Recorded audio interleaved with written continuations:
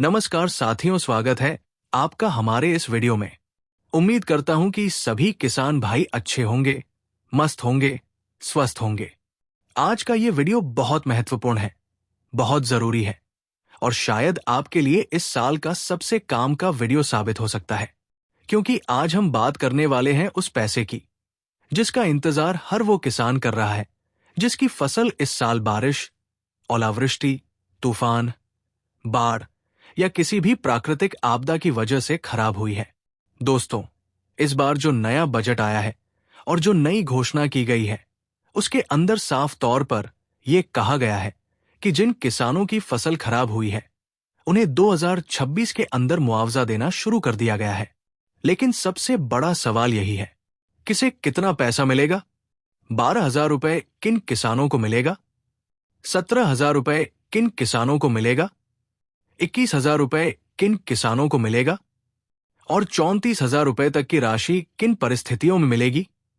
आज हम पूरा विस्तार से समझेंगे, बिना घुमाए, बिना भ्रम फैलाए, सीधी और साफ भाषा में।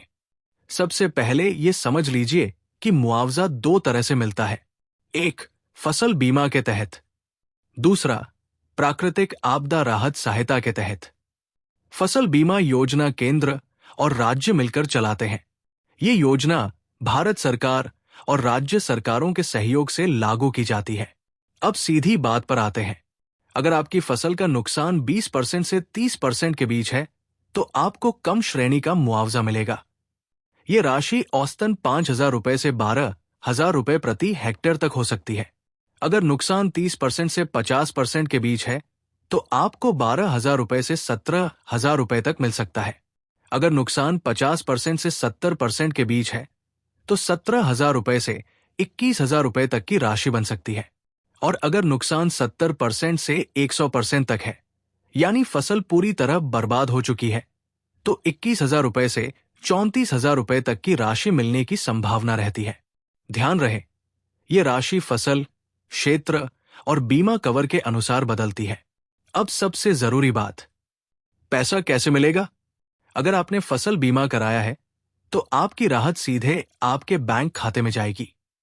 अगर आपने बीमा नहीं कराया है, तो आपको प्राकृतिक आपदा राहत के तहत सीमित सहायता मिल सकती है।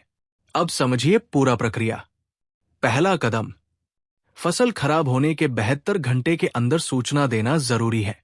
यह सूचना आप 3 जगह दे सकते हैं: पटवारी को, कृषि विभाग को या बैंक बटा बीमा कंपनी को। अगर आपने 72 घंटे के अंदर सूचना नहीं दी, तो आपका दावा कमजोर हो सकता है। दूसरा कदम, गिरदावरी या सर्वे। पटवारी आपके खेत में आकर निरीक्षण करेगा। वो देखेगा कि कितना प्रतिशत नुकसान हुआ है। वो रिपोर्ट तैयार करेगा। तीसरा कदम, क्लेम फॉर्म भरना। यह फॉर्म तहसील, कृषि कार्यालय या बैंक से मिलता है। इसमें आपको अपनी जमीन की जानकारी, फसल का नाम, नुकसान का कारण और प्रतिशत लिखना होता है। अब जरूरी दस्तावेज समझ लीजिए: आधार कार्ड, बैंक पासबुक की कॉपी, खसरा नंबर, जमाबंदी की नकल, बीमा पॉलिसी नंबर अगर बीमा कराया है, फसल नुकसान की फोटो, मोबाइल नंबर जो आधार से जुड़ा हो। अगर इनमें से कोई दस्तावेज अधूरा है, तो आपका पैसा रुक सकता है। अब बात करते हैं 12,000 रुपए वाली श्रेणी की। यह राशि सामान्यतः उन किसानों को मिलती है जिनकी फसल आंशिक रूप से खराब हुई है, जैसे हल्की ओलावृष्टि या सीमित क्षेत्र में पानी भराव। 17,000 रुपए वाली श्रेणी मध्यम नुकसान के लिए होती है, जब आधी फसल खराब हो चुकी हो। 21,000 रुपए तब मिलता है जब नुकसान गंभीर हो, जैसे भारी बारिश से खेत डूब गए हों। 34,000 रुपए या उससे अधिक तब जब पूरी फसल बर्बाद हो जाए। ऐसी स्थिति में बीमा कंपनी अधिकतम बीमित राशि का भुगतान करती है।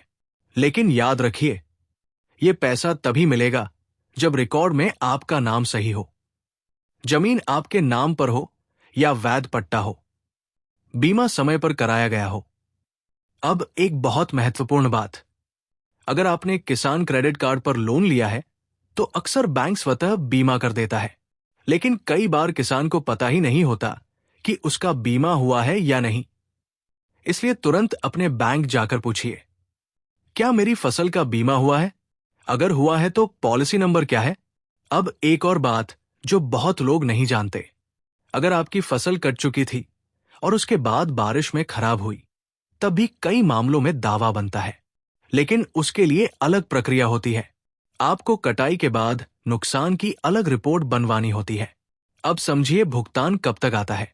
सामान्यतः सर्वे के बाद 2 से 6 महीने के अंदर भुगतान आता है। कुछ मामलों में 8 महीने भी लग जाते हैं, लेकिन अगर आपका आवेदन सही है, दस्तावेज पूरे हैं और रिपोर्ट स्पष्ट है, तो पैसा जल्दी आता है। अब एक जरूरी चेतावनी, कई जगह दलाल सक्रिय हो जाते हैं।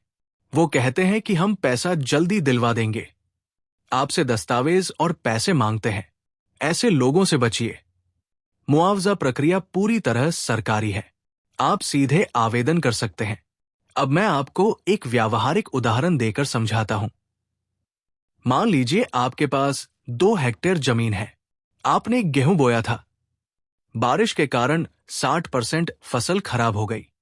ऐसी स्थिति में आपकी श्रेणी मध्यम से उच्च नुकसान में आएगी। अगर दर 18,000 रुपए प्रति हेक्टेयर बनती है, तो 2 हेक्टेयर पर 36,000 रुपए तक बन सकते हैं। अब अगर 100% नुकसान होता, तो ये राशि और बढ़ सकती थी। अब ये भी समझिए कि अलग अलग फसलों की बीमित राशि अलग होती है। दलहन, तिलहन, गेहूं, चना, सरसों, सबकी बीमा राशि अलग होती है। इसलिए सटीक राशि जानने के लिए अपनी फसल की बीमा इकाई देखिए। अब आखिरी और महत्वपूर्ण बातें, 72 घंटे के अंदर सूचना दें। फोटो जरूर रखें, दस्तावेज पूरे रखें, बैंक से स्थिति जांचते रहें, मोबाइल नंबर आधार से लिंक कराएं। अगर आपने ये सब सही किया, तो आपका पैसा अटकेगा नहीं। दोस्तों, ये समय जागरूक रहने का है। आपका हक है, आपका अधिकार है। सरकार ने योजना बनाई है ताकि किसान को राहत मिल सके, लेकिन अगर हम खुद लापरवाह रहे, तो नुकसान हमारा होगा। इसलिए तुरंत अपने दस्तावेज जांचिए, बीमा स्थिति जांचिए, और अगर फसल खराब हुई है, तो देरी मत कीजिए। उम्मीद है ये जानकारी आपके काम आएगी। अगर आपके गांव में किसी किसान भाई की फसल खराब हुई है, तो ये जानकारी जरूर पहुंचाइए। जय हिंद, वंदे मातरम।